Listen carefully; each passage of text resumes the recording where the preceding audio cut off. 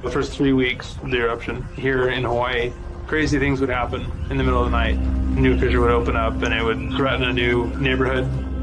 Thousands of people are evacuated from their homes. I started the Hawaii Tracker Facebook group to help people understand what's going on and get their questions answered. Hey, how's it going? We're live. This is Fissure 20. We had hundreds of people all throughout the neighborhoods sending in videos, articles, and images. We spend a lot of time making sure the accurate information gets out. This is live. There's still lava moving. They weren't just sharing a story, they were helping their neighbor. If a family was being evacuated, the group would just jump in and help out. So it was huge. They were watching out for each other. Hello everybody, thank you for coming. Thank you for the support from everybody. As we go through this, we're growing closer together as a community. When tragedies like this strike, you really realize how much you need each other.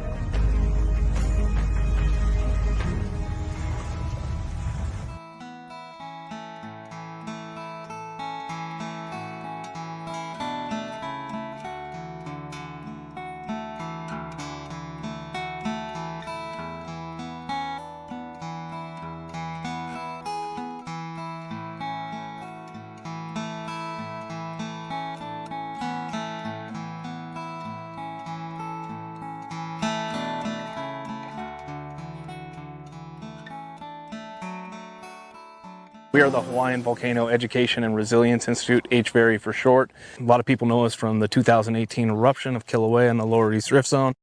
Working under Hawaii Tracker on the Facebook group. Since then, we've been trying to carry on and take the lessons, the hard lessons that were learned during that eruption and try and prepare for the next major disaster that comes to our island.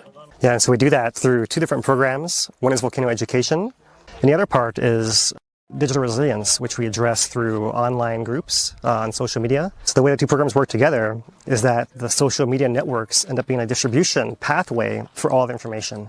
And having that network in place means we can provide more than just volcano education, but any other preparedness information as well. What we were working for really came about in the Maunaloa eruption in 2022. Within hours of that eruption starting, we had the mayor, Mitch Roth, we had USGS HVO Ken Hahn on the stream trying to help flush out a little bit of the ongoing because it's so new. It's completely different from our previous major eruption, which was 2018.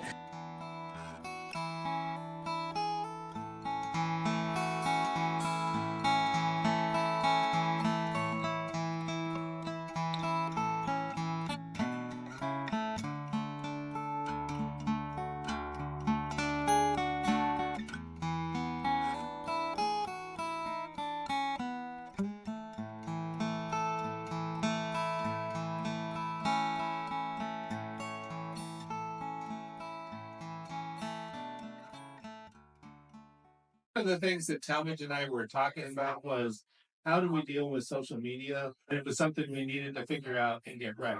Our job is to get information to the public and make sure that the public get it as well as possible and as correctly as possible.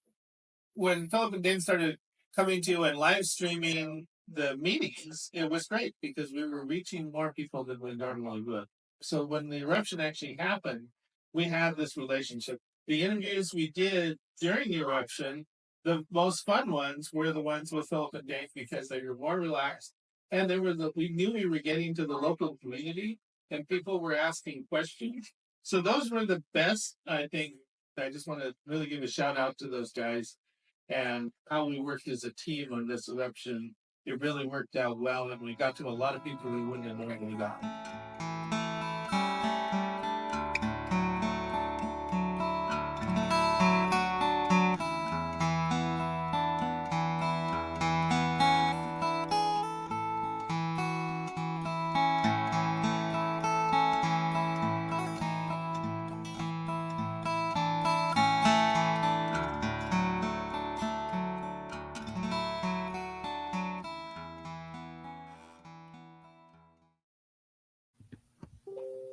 Hello everyone, I'm Geologist Philip Ong, here with Mr. Dane DuPont from the nonprofit HVERI, the Hawaiian Volcano Education and Resilience Institute. Today is Thursday, May 22nd, 2025. Kīlauea has had its 22nd episode last week, Friday, after our most recent update. And we currently are awaiting the start of episode 23 on Kīlauea. So as we watch and wait, how you doing, Dane?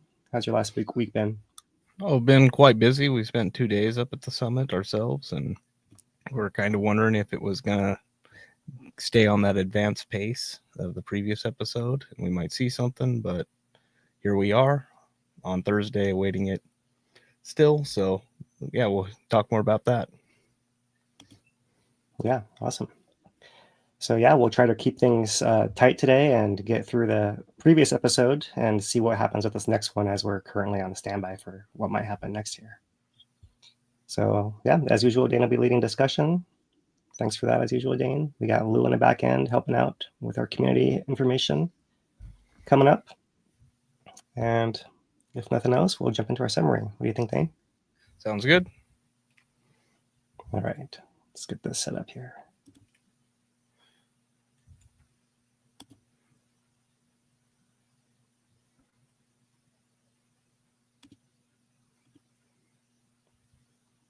All right.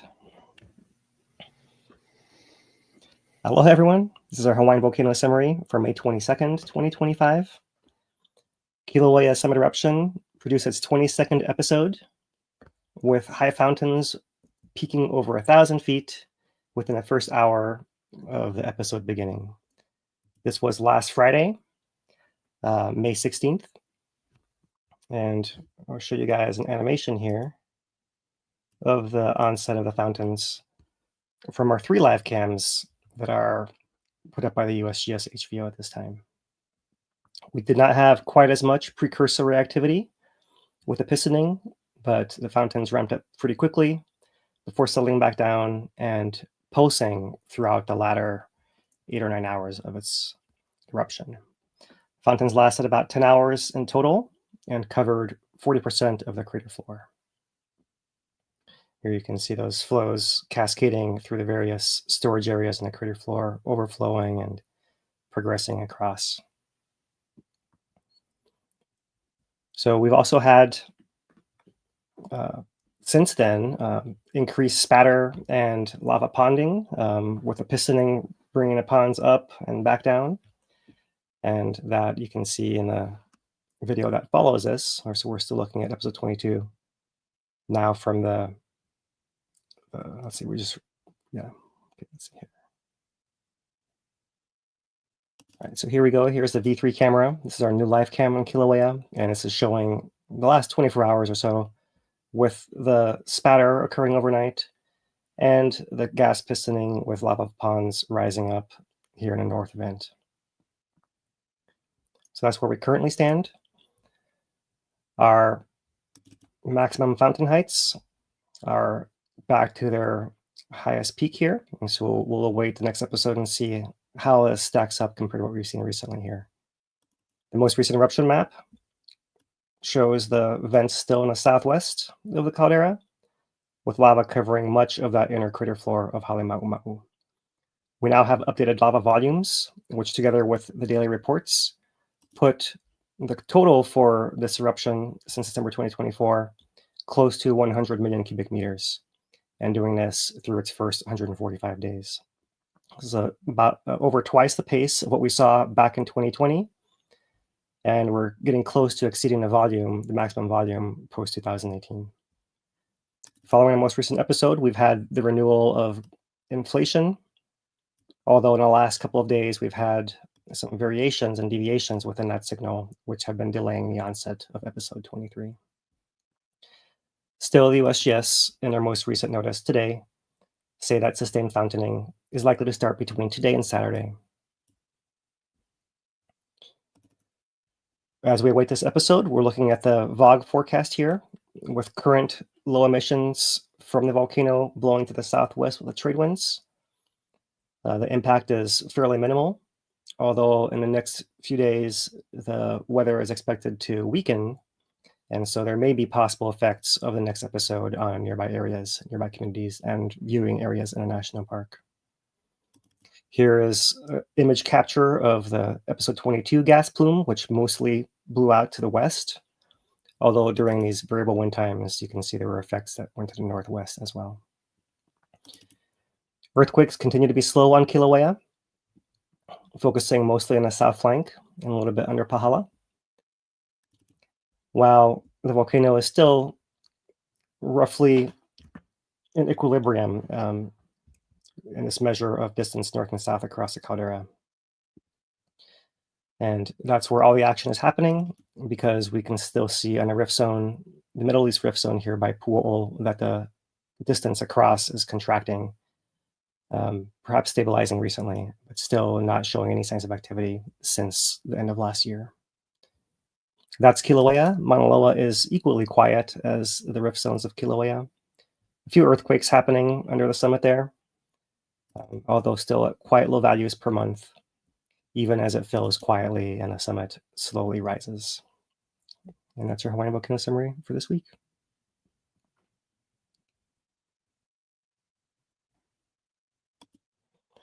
So with that covered, we'll look a little more deeply at our volcanic hazard, which is still largely the gas and tephra. And we'll use the VMAP project, Vog Measurement and Prediction Project here from UH Manoa. And this is what the forecast currently looks like for the next 48 hours or so. You can see with low emissions, this Vog cloud blowing to the southwest, still impacting areas like Pahala and Naalehu and Ocean View. But you can see as the time advances here, we do have some more variable winds and a few more of these little excursions of the plume to the north here. So that's when it might get to areas in a national park and in Volcano Village or the golf course subdivision. So that's where it sits for the raw SO2. And if we look at SO4, it doesn't look terribly different. But keep in mind, this is based on a 1,500 ton per day emission rate, which we know will jump when the fountains begin, right, to somewhere in a range of 20,000 is what they've said at recent episodes. So once that happens and all the colors will darken and intensify, and then these wind variations will be more meaningful as they'll bring larger concentrations into these nearby areas. So I haven't shown this as much before, but this is the punaweather.org. And so this is a local weather group here. And just to show you guys here, this is where we have these weekend trade winds from our local forecasters here. So as we wait and see what the impact might be, currently air quality, State of Hawaii website shows green across all its sites, with a few higher numbers down here to the southwest of Kīlauea. Our purple air citizen science monitoring network is also mostly in the green, with a few of these yellows in the South Kona area and Pahala as well. And a national park air quality alert page shows everything in the green, plume blowing to the south-southwest with an 11 mile an hour, 5 meters per second speed there. So that's pretty healthy. It's good. We'd like that to stay strong and keep that blowing away. It's more tomorrow, Friday, and Saturday that we're concerned about the winds weakening. So currently, here is windy.com. So there's our little patch of sulfur still floating above us in the mid-Pacific, the result of all the episodes and wind for the last 5 months swirling this stuff in the upper atmosphere. So this is important to note that this is shooting through the entire atmosphere, so it's not telling us what's right at ground level. It's just more the whole integrated air mass. So even though you see this big cloud here above the islands, it's not visible. It's not necessarily on the ground on all the islands and all across this area as well, just to make that clear here. Still, it's an impressive amount that's been put out in the atmosphere, and you can see it possibly getting entrained into some of these other currents and swirling around there. Easier to see, I think, is this Mounts Project SO2 band of the satellites that are flying over. So if I come back here to May 17th, that was episode 22. There's that initial blast. You can see how dark red it is, really high concentrations. You see it was blowing with the trades, but it actually, rather than blowing more southwest, you can see it wrapped around the south part of the island here and actually concentrated in that central Kona coast, central southern Kona coast there, and then went offshore. So you can see those little variations can be pretty impactful for communities in this area as well. So that was the 17th. Then the next 17th, let's see, that timestamp is just after midnight of the satellite time. And then close to before midnight of the satellite time of the following day, so not quite 24 hours later, here is that capture showing one wing going towards Hamakua, another one going through the saddle towards Waikoloa and offshore, and even wrapping around onto Ho'olai.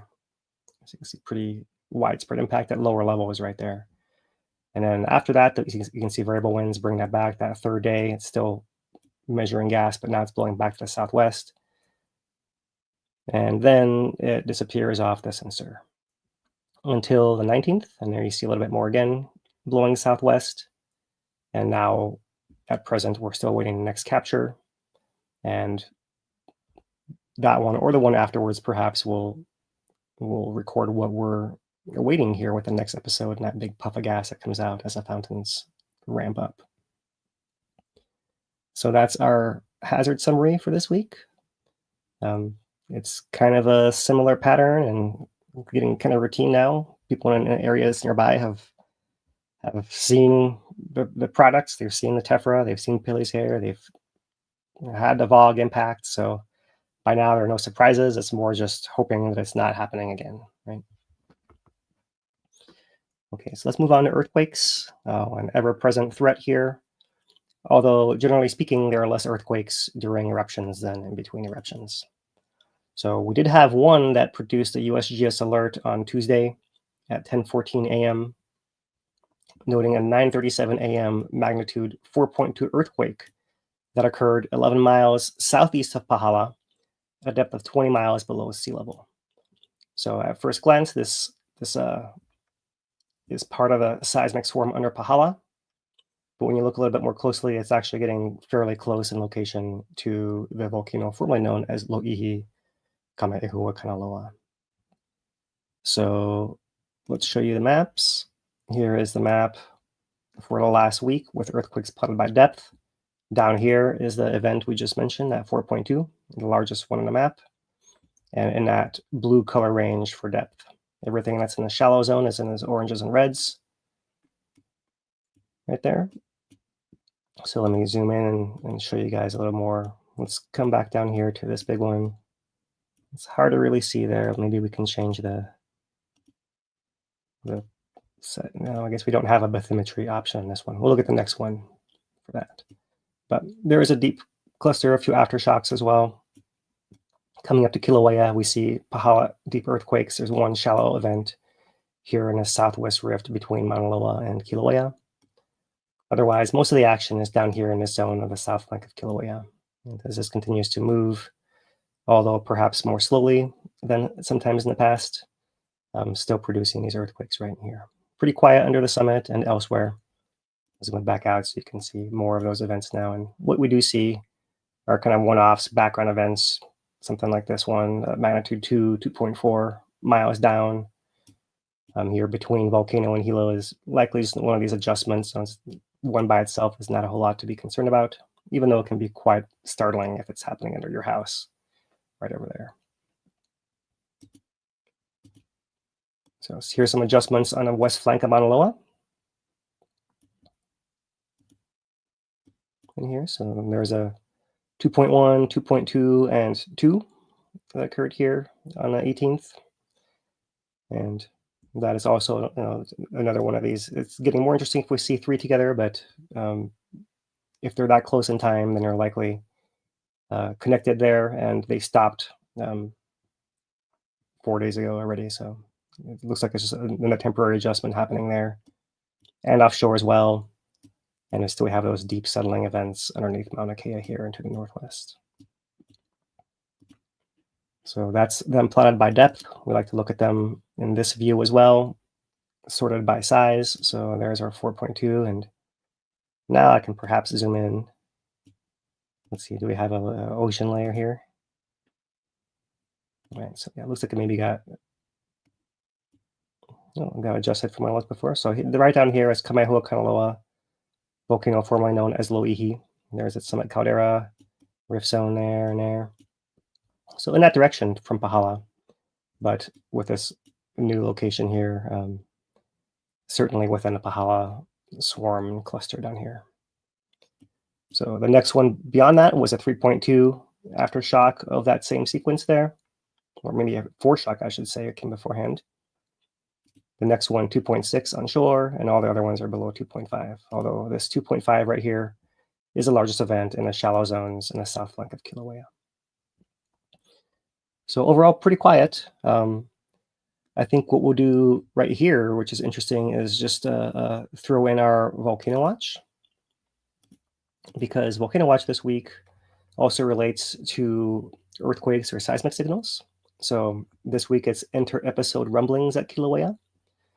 And they show us this graphic, which is covering a 4-hour period in the lead up to episode 20 right here. And so these are spectrographs, and what you're seeing is this is one station, and that's another station, and that's another station. So there's 6 of them here. And each of these blocks is 10 minutes of time. So altogether, there's 1 hour, 2 hours, 3 hours, 4 hours for each block right there. And within each of these panels, there's different frequency ranges, right? So the low frequencies would be down here, the high frequencies would be up here. And that's how you would read this pattern here. So what they're showing is various phases of activity. Here is the lead up to the onset of episode 20, when it's fairly quiet. You can see this kind of constant hum in the low frequencies happening still. So there's still tremor happening during the pauses between episodes all the time. Occasionally get an earthquake. So there's one that you see activates all the frequencies across all the stations. And then it quickly wanes, that signal. Then you start seeing these kind of deals, right? These pulses approximately every 8 minutes, each lasting about 3 minutes. And this is that pistoning cycle, right? When you see the lava rising with an event and then draining back and rising and draining, that's corresponding to these pulses that they're showing here. And then eventually, see clearer and clearer and clearer, eventually that leads to a similar pulse onset that just keeps going and transitions into eruptive tremor. That's the main sustained fountaining phase, where you can see lots more energy across the entire spectrum here once the episode begins. So this is just showing that while there are not many of your traditional earthquakes that you get, because the volcano is not pressurizing so much to cause those rock breakages or to push blocks on existing faults, that kind of thing, it is still humming seismically. It's just in this kind of tremor variation that is detected in between episodes and leading up to each episode. So this is not something that we're able to see right now in a live format, but you can be sure that that is something that USGS is watching when they're noting their updates as well.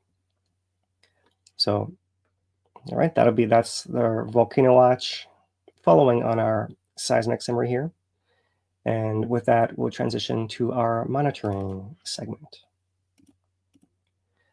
So we'll start off with a series of alerts from the USGS from episode 22 back on last Friday.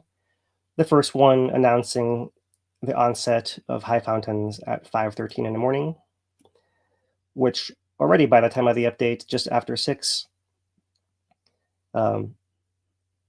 reaches maximum heights of 300 meters or 1,000 feet. So they note that there were small sporadic gas piston events with spatter and short lava flows starting at 10:45 p.m. that evening, with 5 more such events at the times noted there, until the first overflow, which occurs in the morning at 4:40 there, before sustained high fountain begins there. After that initial pulse to 1,000 feet, 300 meters, the fountain heights drop back down and start pulsing, oscillating in height between 100 and 150 meters, or about 330 to 500 feet or so. So that was the first update there at 6:17. And the daily update comes out at 10:30. Doesn't add a whole lot to that, but it's noted here as well. So we'll jump to that evening, that afternoon, just before 4 p.m. when they put out a status report announcing the abrupt end just before 3:30 p.m. That same day. So that means it was 10 hours and 16 minutes of high fountains with a little bit longer continuous eruption,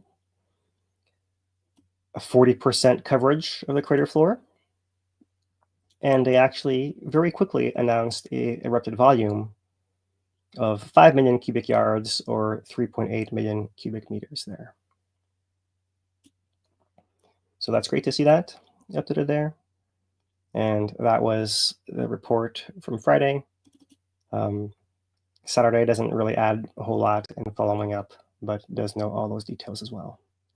So let's jump all the way to today's update, where we see precursor activity began yesterday with the sustained fountaining imminent between today and Saturday. They note the glow. I'll show you guys some of the time lapses so you can see the glow for yourselves there, but there's been plenty of glow from both vents, north and south vents, despite the fact that only the north vent activated in episode 22. And let's see here, it's important to note the rift zones are still quiet, and this is in all the updates that we're scrolling past here.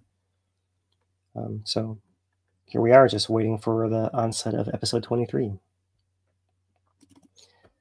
The most recent map produced from a helicopter overflight on the 21st. And so they actually note that this is only through episode 21. This says 93.2 million cubic meters. You add a 3.8 from 22, and that puts us at 97 total right there.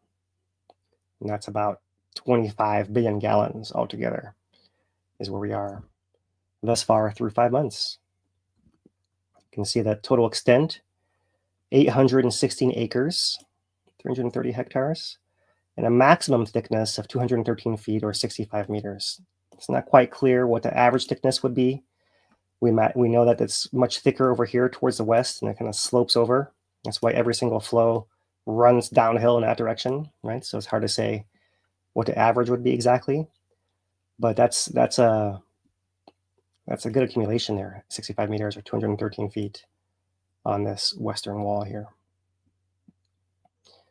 And as we said before, here's our fountain heights. You can see that episode 22 reached the same peaks as 15 and 16, although it feels to me like it was a little bit shorter lasting in this most recent episode. Still, if you look at the recent pattern, we had those two high episodes, 15 and 16. 17 was our dud, we'll call it, right? We did have a tilt drop and sustained fountaining, but only at 50 meters or a couple hundred feet of height. And with a very strange recovery. And then afterwards, we had shorter fountains for 18 a little bit, and more so on 19. And since 19, we see we've come up steadily each one of those. So that's an interesting pattern to within the larger cycle to keep an eye on here. And our eruption volumes, as we said before, here we are, very similar amount of time for our first eruption following 2018 and our most recent one now. But you can see that this one was about 41 million cubic meters, and here we're at 97. So in about the same amount of time, well, we're probably gonna, if we add, let's say we add another 8 days, another week, one more episode, that puts us over 100, more than likely right there, right? So in that same amount of time, we have 2.5 times the amount of lava coming out in our current episode than we had at first there. As far as volumes, you see if we get to 100, we're getting close to this second eruption, the 2021 and 22 eruption. And you can see that it took 447 days to reach that total amount. So you can see that in about 1/3 of time, we're getting close to that as well. So overall, what you can tell is much faster production rate that's lasting a long time as well, the combination of those. Because we had pretty fast rates in some of these down here as well, but they were all also short-lived, that just a few hours, 5 days, 6 days, 12 days, that they didn't really accumulate as much volume because of that. So I have been hearing all the questions about how fast might the whole thing fill up, and I've been trying to work on some good graphics. I have some numbers to share with you guys. I don't have that for you today because there's a lot of variation in the rates from episode to episode. If you start averaging between them, it's hard to really get a hold on it and show it to you guys clearly, right? But what I can say is this. If we have the fastest possible eruption rate that we've seen here, and we keep going, and we produce, I'm not sure, let's call it about another 100 episodes of this, then in about at soonest, absolute soonest, in about a year, we could recover to where we were before 2018. We have to stay pumping, and that would be abnormal, in fact, because what we've seen is eruption rates going down with each episode slightly. So more than likely, you're looking at a couple to 3 years if it could sustain us for that long for it to actually get to where it was before, right? So I'll try to show that more clearly next week. But for those of you guys who have or weren't wondering what the answer to that is, the answer is years, more or less, right? And all depends on this very variable diffusion rate of the volcano, which changes each episode, and it changes depending on how long it lasts, how much lava it puts out, et cetera, et cetera, et cetera. So one thing to note is that this most recent episode put out just under 4 million cubic meters, and our long-term average is about 5. So we do seem to be producing a little bit shorter durations and a little bit less lava within the last few cycles, right? And it's hard to tell if that's going to last because we've seen variations like we saw in the Fountain Heights back here, and it's hard to say if we're on a continual trend where we're resetting and adding more variables every few episodes here. So let's continue to some of our monitoring signals. Here is our last week of tilt. So there is episodes 22's last little bit of inflation, and then the drop in deflation that marks the start of the episode there, and the 10 hours of it, losing all that built up pressure, and then since then recharging coming up. And we have noted these daily variations where it seems to be steeper around midday every day, right? But beyond that, you can see there's been a flattening of the tilt here within the last 2 days, which has slowed down the onset of this episode. There was a chance we thought that this might come yesterday even, or even the day before. And now we're extending it into possibly into Saturday because of this little slowdown happening here. On the other hand, we've seen this little slowdown. It's hard to see in this 1 week graph, but in similar 1 week plots prior to other episodes, we've seen it slow down within 24 hours of that fountaining starting. So I myself still lean towards seeing it happening sooner than later. Hasn't happened yet, but that's why we're watching and waiting. On the rift zone at Pu'u'u, the green line here, you can see steady deflation. There's not really much to talk about there. Earthquake counts for the last week. Hard to see much from this 1 week graph. We're still between these. Our background is about 30. So we saw this little bit of a peak here with that earthquake on Tuesday. Or was that? No, Tuesday's back over here. So let's come back down here. Yeah. So here's a deep Pahal events happening with that cluster leading to that rise on the 17th and 18th there. And more recently, a couple of shallow events there on the flank, but haven't quite added to the earthquake counts yet. Pretty quiet overall compared to what we've seen in the past. And there's our south flank cloud. Looks pretty healthy for a week. Maybe it's picking up a little bit from what we've seen in previous weeks, but it's still not as populated with earthquakes as we've seen in the past. Similar to Pahala, it seems a little thinner than usual. But as we've said, that's what we typically get when we have less pressure on a volcano from an open vent and lava able to leak out. There are still some of these events here on the eastern edge of the caldera, so obviously there is more adjustments happening than we're just seeing on the surface, and we're still waiting to see what's going to break the pattern here, right?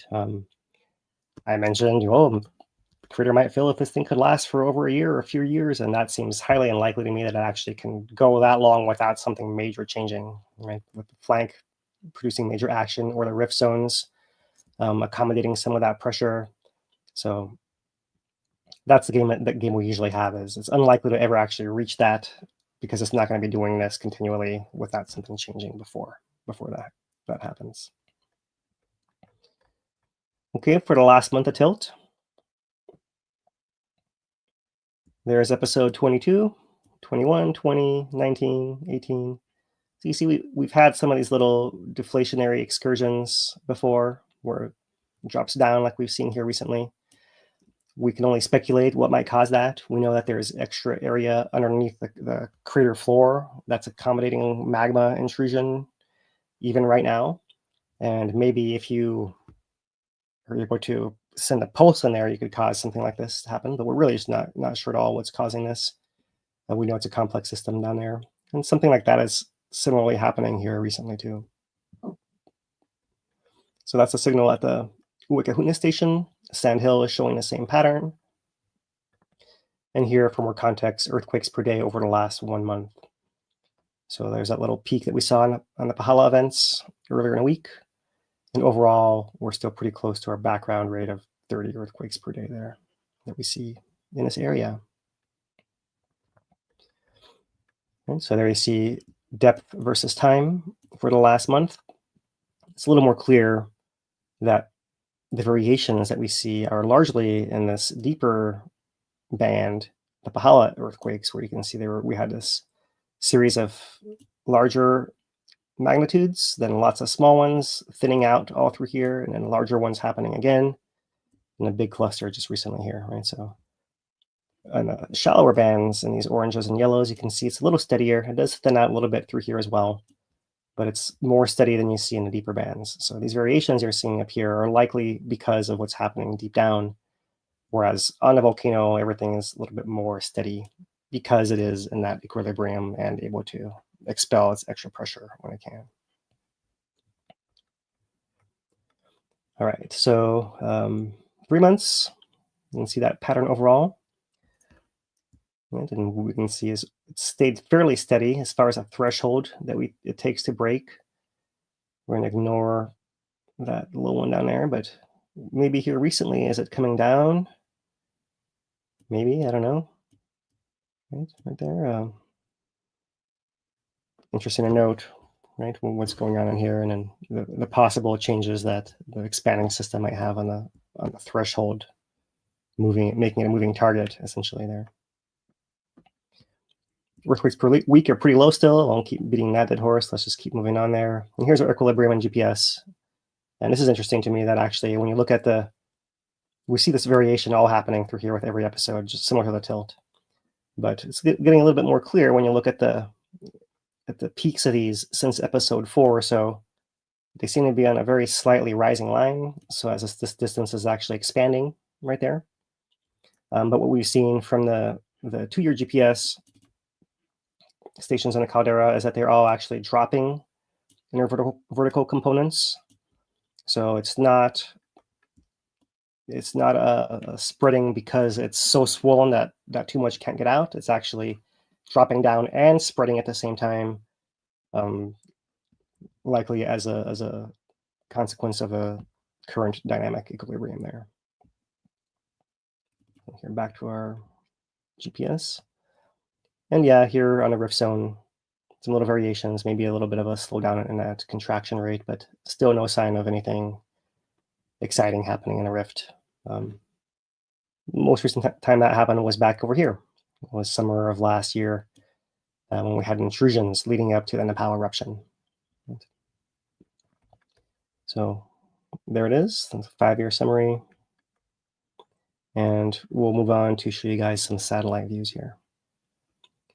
So we're looking at the Mounts project, and it's putting out now images every 6 days of this Kīlauea summit area.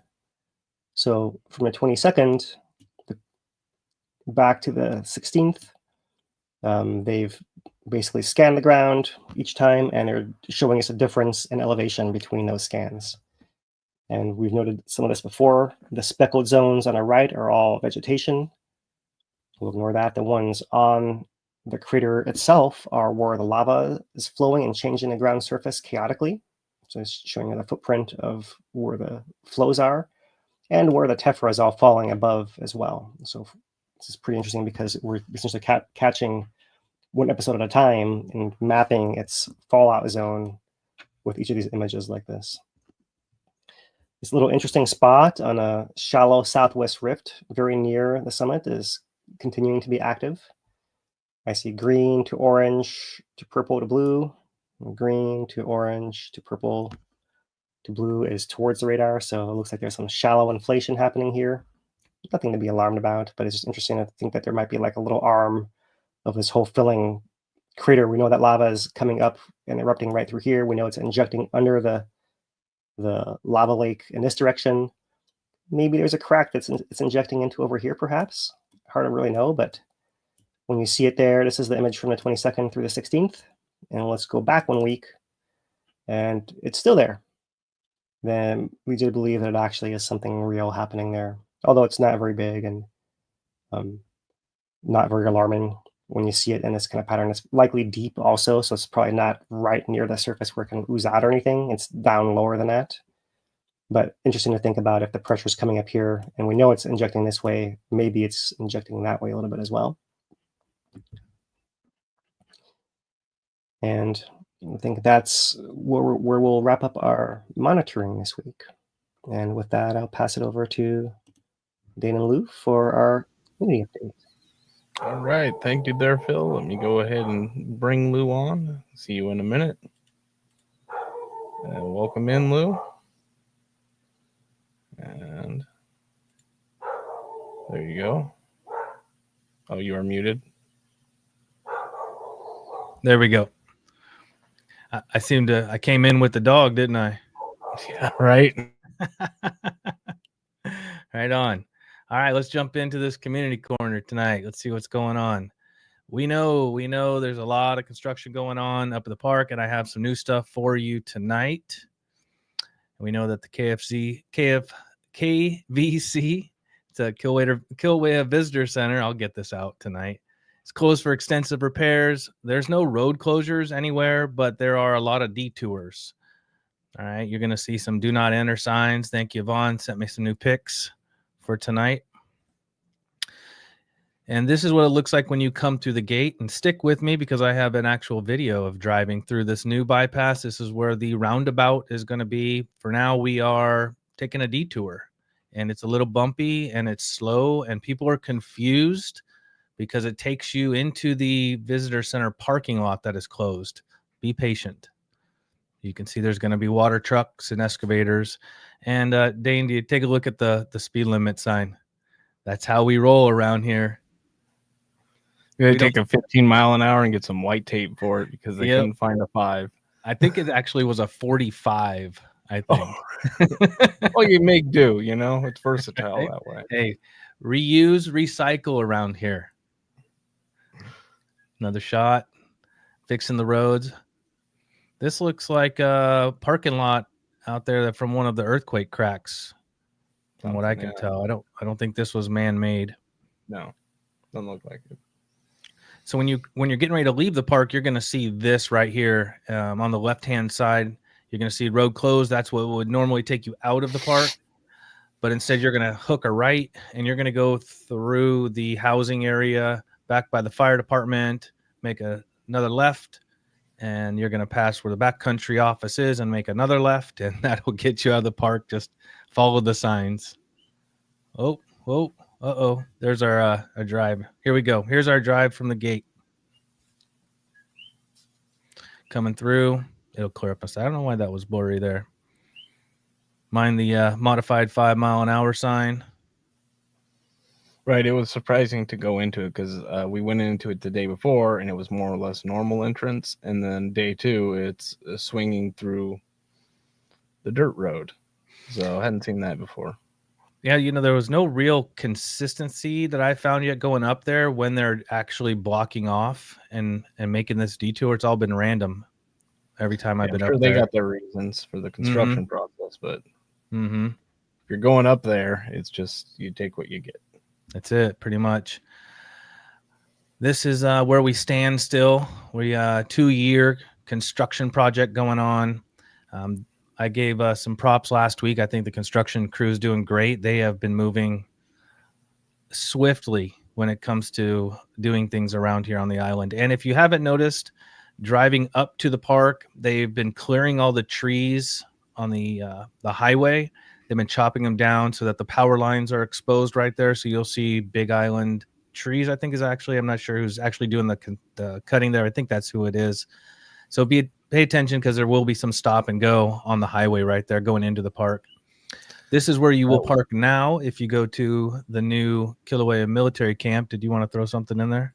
Yeah, that damage to the parking lot was Maunaloa parking lot. Mm-hmm. The Because that's where all the cracks were, all the way down there, weren't they? Yeah. Mm-hmm. Which, if you drive that road to go into Chain of Craters, we were just on it a few weeks ago. There are several places where they have repaired the road, but it's not totally flat. You are going to hit some bumps, so don't just go flying down there. They do have some digital radar out there. I don't think they're speed traps, but they'll let you know how fast you're going. There's the new Kīlauea military camp, or the old Kīlauea military camp with a new welcome center in it. And bring your own water. Boxer dog there reminding you can always put a pack on your dog to help you. Bark Rangers, they're called. Bark Ranger. Oh. Yeah. They have bibs at the visitor center for them. Oh, man. I'll get you one I know what to get you for Christmas. Okay. For my dog, not for me. Yeah. No. Okay. Here's the viewing areas all throughout the park, spread to both sides of Volcano House. These may change. Overlooks closed because of the tephra we've seen flying from the higher fountains. You'll know they're closed because the yellow gates will be closed. When they are closed, that doesn't mean you can park at Kīlauea military camp and just walk up there. The area is closed to pedestrians as well. I brought this up last week because this is important. We are just a week or so away from hurricane season. We'll start getting winds. Trees will come down. If you're in the park or anywhere around, make sure you have things with you in case you have to be there for a while. Quick little list of just some preparedness items. What's going on in the park? There's a stewardship at the summit going on. You can check it out at the Kīlauea Visitor Center, which is now the Kīlauea Welcome Center inside Kīlauea Military Camp. Okay. Volunteer to help remove invasive non-native plant species that prevent native plants from growing in Hawaii Volcanoes National Park. Here's what you need. Hiking boots that are sturdy, long pants, bring a hat, rain gear, day pack, snacks, and a water. Gloves and tools are provided. This is going on Saturday, May 24th at 8:45 a.m. And disregard that bottom part there. It is 3 hours and 15 minutes, though. Life on the Edge is going on still. I have not heard anybody has done this. I would love to talk to somebody, though. Send me an email. And this is going on. It's the WM Keck Observatory Astronomy Talk. It's going on in Waimea, this free Ohana-friendly public astronomy talk with Kamaina and NASA Program Officer Megan Ansdell. Will take those who attend on the Search for Life Beyond Earth, a journey through NASA's groundbreaking space science missions, from the early glimpses of the scorching terrain of Venus to following the water on Mars and more. Saturday, May 29th at 6:30 p.m. HST. I put that in here because that's next Thursday. Hopefully you will be listening to us if you are driving up there before you go. It's at the Gates Performing Arts Center in Waimea. And this last weekend, we had the opportunity and pleasure to do a collaboration with the Haka, and we brought in a bunch of speakers, and when it was a success at the Makū Market, we thank them very much for giving us the space to do this for 2 weekends. I hope you had a chance to catch it out. We did stream it live, and those that came down, thank you very much and supported us. There was a lot of you that watch us here online that came down. We appreciate your support at the event. And there's Dane giving his talk. Also, shout out to Jen Myers for hosting our interviews for us, as well as DC from KWXS for coming out and emceeing the event for us. It really made it special. You know, it was pro. I mean, Jen, with the way she handled every speaker and questions and the knowledge she had on every single presenter, I mean, she was fantastic. Yep. I mean, she was great to have. DC as well, always. Yeah. Very, very polished that last run. Yeah. And a reminder that if you, oh, Carrie, did I wear Dano out? He couldn't make it to the end. Okay. As another reminder, we do have an eruption email list. You can be put on there when the volcano decides to start the next episode. We'll also put out a second one if there's fountaining. It could just be one because we don't know if it's short. So there's the way to sign up is hveri.org/subscribe. You can also be put on our main subscriber list where you would have gotten an email this week on our monthly newsletter. And for those that love QR codes, you can go ahead and maybe you can, there you go. Thank you, Dane. You can scan it now. Right on. That is our community corner. Yeah, so I'd like to take this opportunity to shout out who makes this possible, including the Puna Strong, Kīlauea Recovery Grant, and 5i grant programs, all different parts of the County of Hawaii, but also facilitated by the Hawaii Community Foundation. So we appreciate all their continued support there and look forward to going on in the future. We did have some donations come through, but want to shout out everybody that is here today. The likes, subscription, the shares, all that definitely helps. So I really appreciate you just being here. We did have some donations come through if I can find them. There we go. All right. So we had a 5234 from Ashrio. You got it. And then a $520 donation from Jana L. Appreciate that one. Amazing. And then we also had some super chats come through. Norm with a $10 super chat, and Dawn coming in with a continued support. It says $5 worth of Pizza Friday. Appreciate the support there, everybody. And we do take donations on the YouTube, but we encourage people always to go over to the website if you are so inclined, the hveri.org/donate, and we take donations there as well. So yeah, appreciate everybody's support and tuning in today. All right, Lou, I think it's time to bring Phil back in for part 2. Good to see you. All right. Go ahead and welcome back, Phil. All right. So let's do some observations and then we'll do some questions after that. Discussion. All right. So, but before I get into the observations here, I just want to point out we had this come in from Yvonne as well. So I did mention that we can't see the spectrographs online, the one that breaks everything down by the different frequencies, but you can see the raw tremor here visible on the seismograph too. So it's something you can keep an eye on if you want to stay tuned in. But to our observations, let's go back to our episode 22, and let's play you guys this composite. This is going to be first the V1 camera, then the V2, then the V3. So there is a first overflows with a pistoning sequence, and then the rise and onset of the fountains, continuous eruption now. Zoom out, 5:40, we're off the screen. 6 o'clock, it starts ramping back down again. It's pulsing down and up there, and you can see those flows crossing the caldera floor and then shutting off and glowing at night there. That's V1. Here comes V2. Well, so here's V2. So more frontal view. We changed the zoom a little bit here, but you can see the onset of the continuous eruption right there. The fountains start growing. More. And then down again after this. And nice view on the crater floor there of all those flows marching across towards the camera. And then the fog comes in from that point of view. So let's switch to the V3 camera. This is the newest camera that's up. We have both stills and a live camera. This time lapse is showing that whole sequence there. You can see the lava coming out of the north vent. A lot of stuff falling in the south vent right there. And a lot of this cone around the south vent flowing off as well. We'll pull that back so you guys can see that a little bit. a little bit clearer again. Pretty fascinating.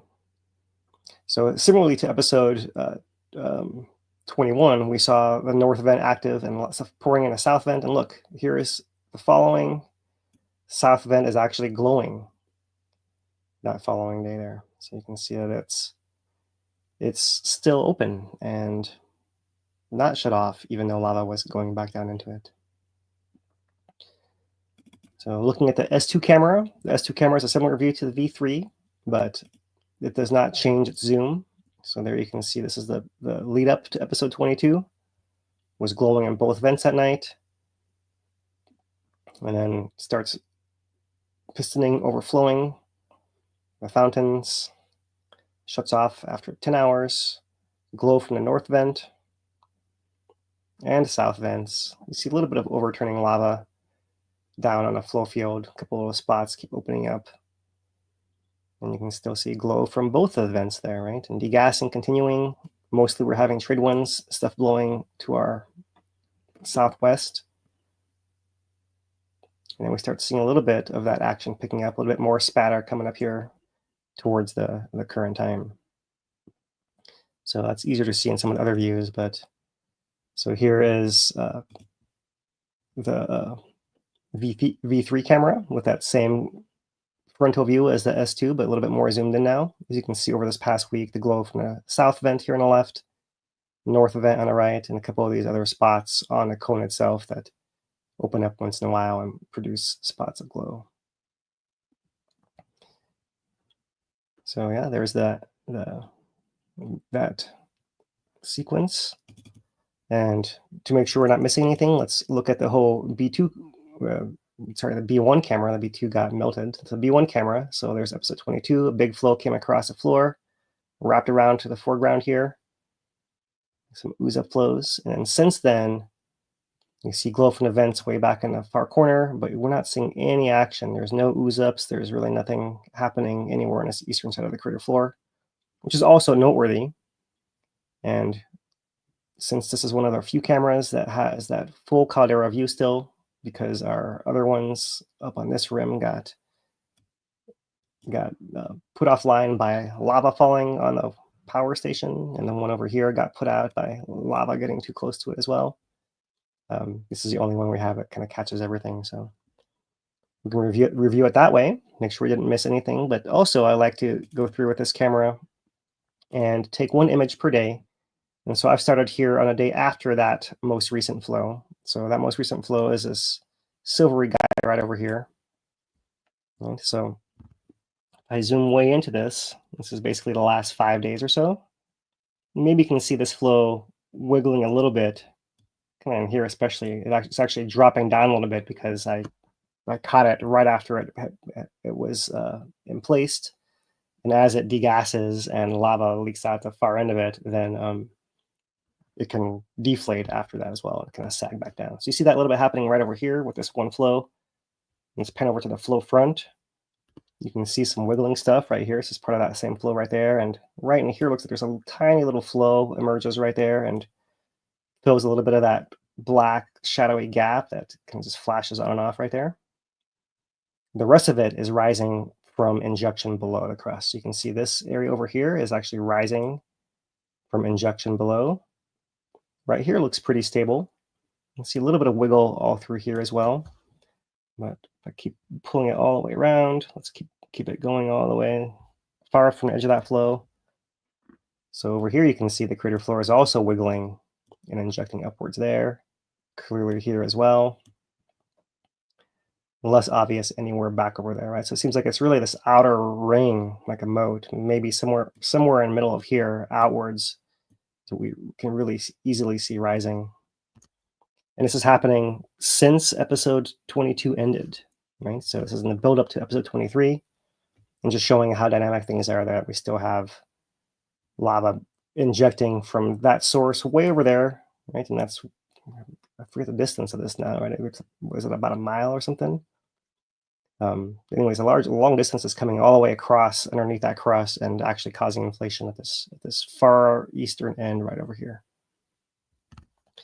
And lots of tropic birds in the crater. There's one kind of flashes on the screen right over there. But in lots of the live camera views, you can see these cruising around, catching the thermals, enjoying life with a front view to the eruptions there.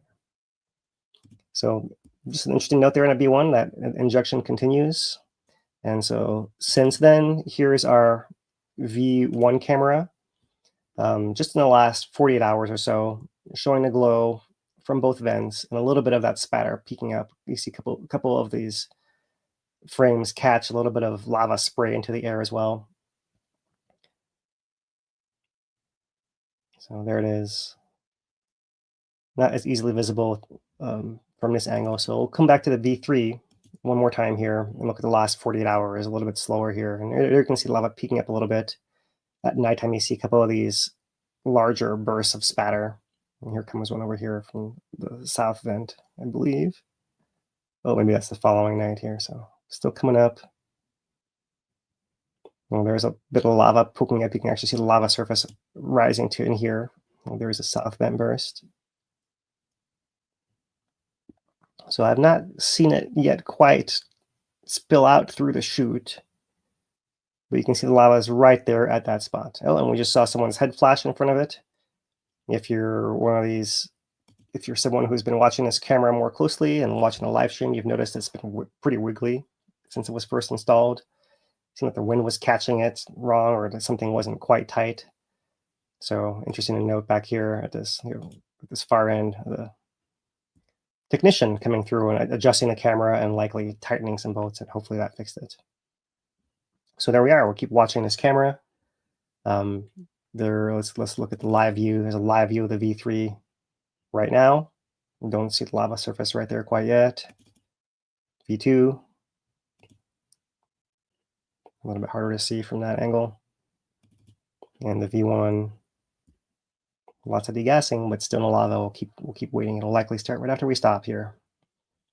So that's the live cameras, and the USGS also released a few images recently showing that they flew over on the 21st yesterday, flew the drone, looked into the south vent. Here's a view down at that south vent. Here's a north vent. They see a couple little holes with the glow right through there. Occasional spatter. You can see, maybe you can't see this extra texture. That's the actual cone.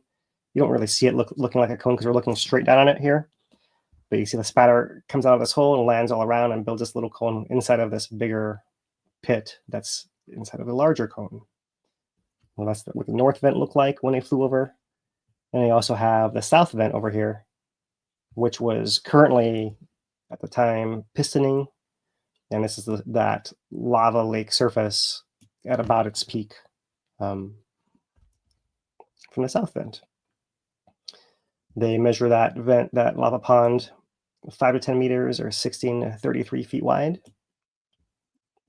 And as usual, I always remind everyone that only they can fly drones in the park and only with permission from the park themselves. They also released this image, which we saw much earlier in our update here. So that's the images we have from the USGS.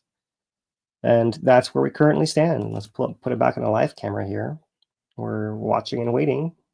And with that, we can have some questions and discussion. All right, Phil, let's go ahead and do that. We do have some questions lined up for you. You did address the tremor thing and the pulses from Yvonne on the seismograph. But we have one from Mark that says, what about the strange tilt behavior? So talking about the tilt over the past 2 days, like the flatlining that we've seen, essentially. Yeah, well, let's have a little discussion about it. I don't know if we can really explain it, right? We can talk about what the factors are, right? The variables are. We mentioned last week that we have in the past seen deflation and inflation cycles in a volcano when nothing else is happening on the surface. So just from itself, we see magma overturning within the reservoir shallow enough that we see the tilt. So this deflation and inflation process is thought to be a movement gas pour lava downwards through some narrow channel. And while that happens, the volcano is deflating. And then when it essentially vacates the area, then that fresher lava can come in and cause it to reinflate. And so we've seen deflation and inflation patterns correspond to movement of magma that's more gassy and less gassy trying to get past each other in the past, right? That's kind of the background of it. And then we have now this evolving situation with events in the fountains, and we know that lava is injecting a long way into that eastern crater. So it's got at least one branch to the east. We see the INSAR images, and we can wonder, might there be a branch to the west as well? So it's got all this like branches underground there, underneath a vent system that's coming from that source, right? And if any one of those is draining magma and other magma's coming up, that's what I would imagine could cause a deviation, especially the deflationary excursions, right? That's just one theory, and there could be other things as well, right? You know, in the past we've seen deflation generally corresponds to magma is going somewhere else. In the past, it might be the rift zone, right? It might be some area within the summit caldera reservoir that is suddenly widened, for example. So today, when we don't see any activity with the rift zones, and we don't see any other movement, and we don't see a whole lot of widening or anything else in the summit, that's why I myself revert back to, okay, what's part of the actual active system that we see erupting now, and how could that be causing a deflation signal? Maybe there's some draining. So, and then on top of all that, we have seen before that there seems to be some kind of,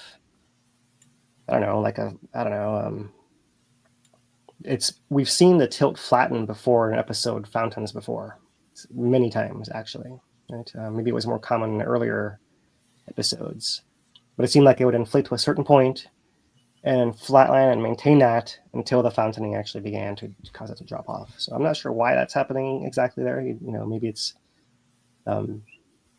reaching that threshold and it can't really swell anymore, but it starts gathering more of the gas pressure, and that's what causes it to go.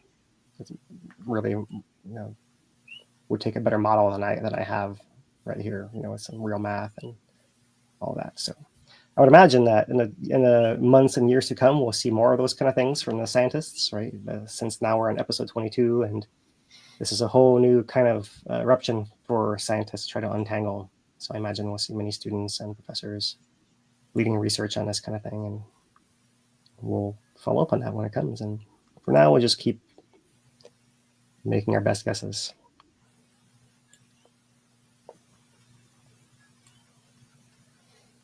Yep. All right. So next question we have here from Janice. I'm curious about the elevated gas coming from the northeast part of the caldera, and we also got this as part of Yvonne's question. Yeah, I have to see it. I don't have any comment on that. Sorry.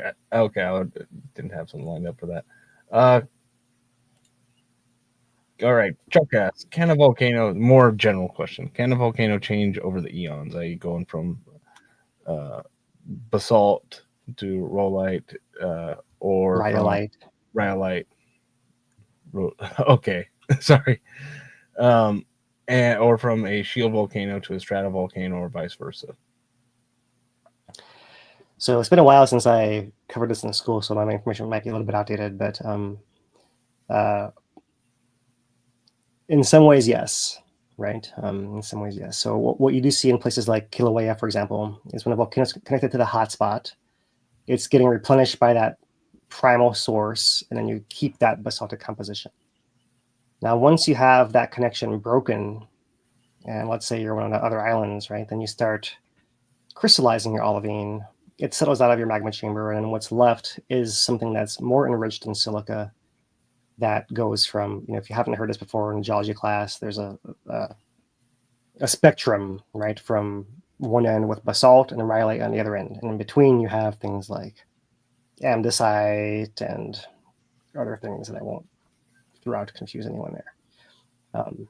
So you can go from basalt to andesite, and eventually towards, maybe you can't quite get to as pure rhyolite because it would take a lot of magma evolution, as it's called. But you do see transitions of magma pockets within volcanoes that become more silicic, right? One example of that from 2018 was our Fissure 17 that tapped an andesite body and produced explosive blasts, right? So I think one of those shot a chunk of lava over 1,000 feet and hit a guy in the leg on his porch, right? As an example. So that's not a normal basaltic eruption from even on Kīlauea. And so those farther parts of the rift zone where magma injects less frequently are more likely to have evolved magmas that then can have these weird kinds of eruptions, right?